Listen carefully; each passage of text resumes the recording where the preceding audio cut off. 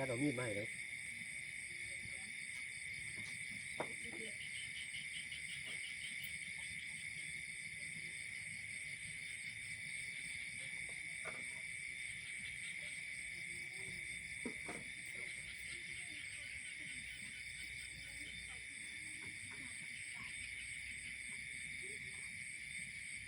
แม่ให้ขึ้นใหญ่ใหม่ หอดคำก็เลยได้ปล่อยคำ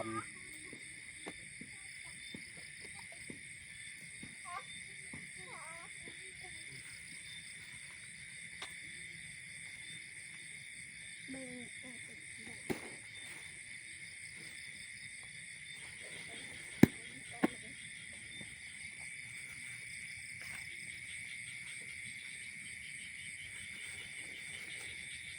มีเผือกอาหารอะไรยังเต้เป็นดึกบ่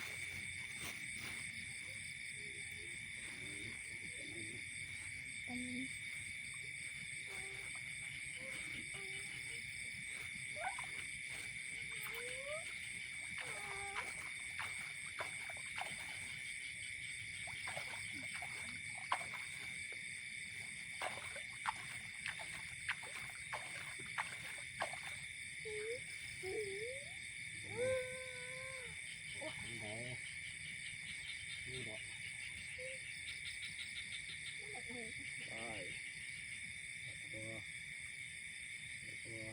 นแล้ว